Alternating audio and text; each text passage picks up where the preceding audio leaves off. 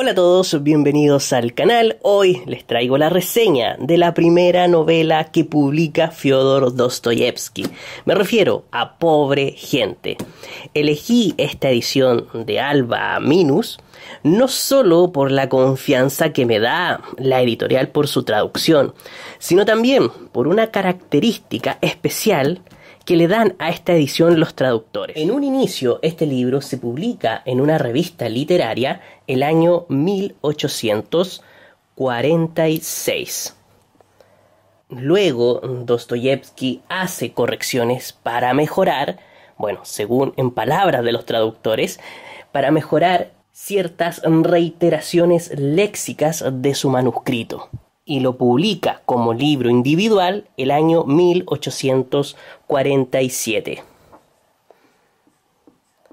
Entonces aquí tenemos una primera publicación en una revista y la primera vez que se publica como libro individual. Aquí estamos hablando de un Dostoyevsky de 23 años. 23 años recién. Increíble. Luego, entre los años 1860 y 1865, es decir, un Dostoyevsky entre los 36 y 40 años más o menos, vuelve a hacer una revisión de este libro con el fin de reeditar la novela. Por lo tanto, le vuelve a hacer correcciones, vuelve a revisar el texto, pero en esta ocasión no hace correcciones léxicas, sino que suprime párrafos completos, suprime secciones de la novela. Y esa edición definitiva se publica el año 1865. Es decir, este año nace la edición definitiva de Pobre Gente. Una edición podada, recortada por el autor. Entonces, ¿qué es lo importante de esto? Que la versión de 1865 es en la que se basan las versiones actuales que circulan en el mercado editorial. Pero los traductores de este libro consideran que la versión de 1847 es la que más representa al joven Dostoyevsky, al Dostoyevsky de aquella época, al joven escritor. Es por ello que esta traducción está basada en esta versión, no en la versión definitiva, no en la versión que todas las editoriales tienen, sino en esta, en la de 1847. Esto es una jugada editorial muy inteligente, porque se desmarcan de las otras editoriales al tener una versión diferente a la tradicional. Si bien en este curso de literatura rusa Vladimir Nabokov no hace un análisis de esta obra, sí cuenta una anécdota bastante interesante de su publicación. Fue un amigo de Dostoyevsky el que le sugirió que presentara su primera novela al poeta llamado Nekrasov. Lo voy a pronunciar así. Este poeta editaba la revista literaria El Contemporáneo, una revista que era muy influyente en los intelectuales de la época. Dostoyevsky lo hizo sin ninguna esperanza, llevó su manuscrito, lo dejó y luego se fue a dormir, pensando en que se iban a burlar de su Pobre Gente. El asunto es que el editor, cuando lo tuvo en su mano, lo devoró y durante toda la noche lo leyó sin parar. Llegaron las 4 de la mañana, lo termina y fue a despertar a Dostoyevsky. ¿Para qué? Para felicitarlo. Fue así como después llegó a manos de un prestigioso crítico literario que anunció que Pobre Gente daba inicio al género de la novela social.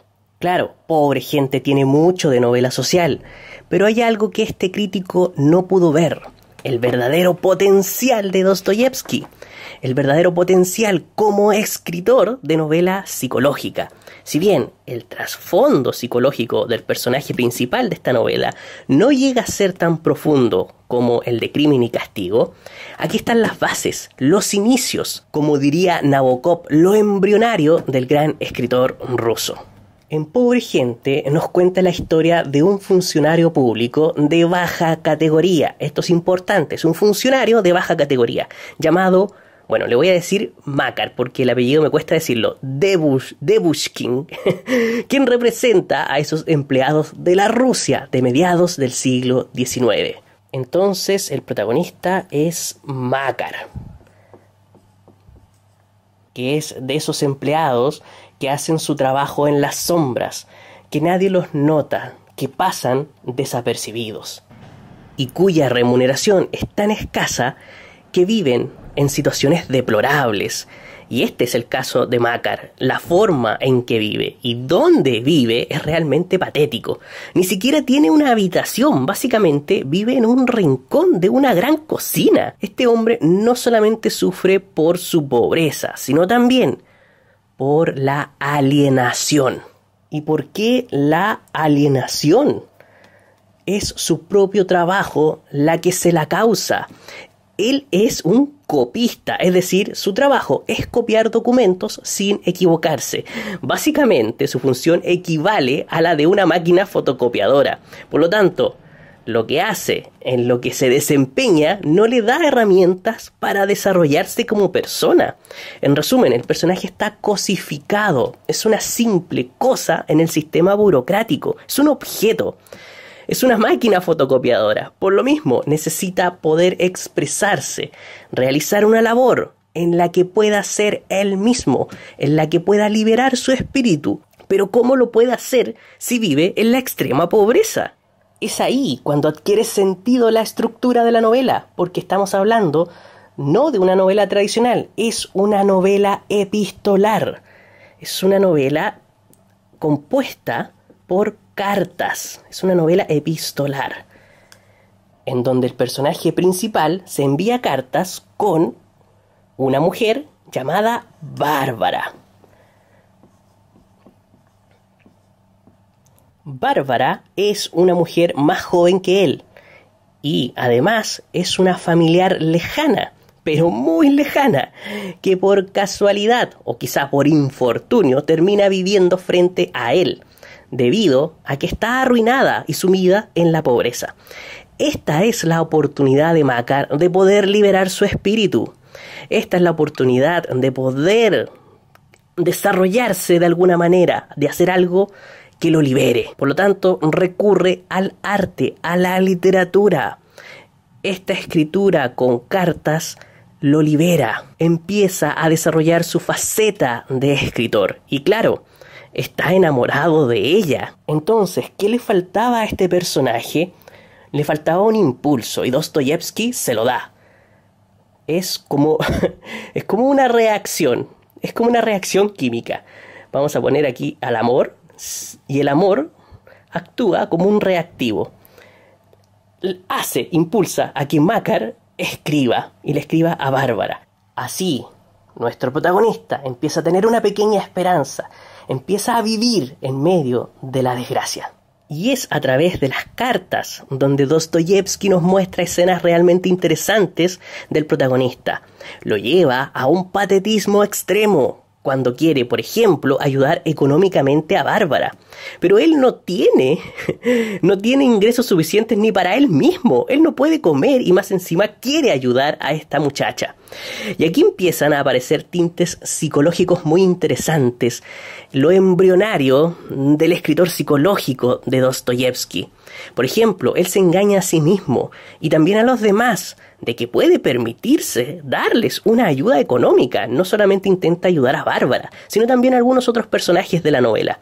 Él cree que puede conseguir dinero de las formas más fantasiosas posibles y al darse cuenta de la dura realidad, se desmorona espiritualmente, cayendo en vicios como el alcohol. Esto es algo que veremos después en otras novelas de Dostoyevsky. Pero no solo vemos la realidad de Makar, ni tampoco solamente la realidad de Bárbara. El asunto es que a través de lo que cuentan en sus cartas, de sus acciones, de sus relaciones con otros, podemos ver su círculo de cercanos.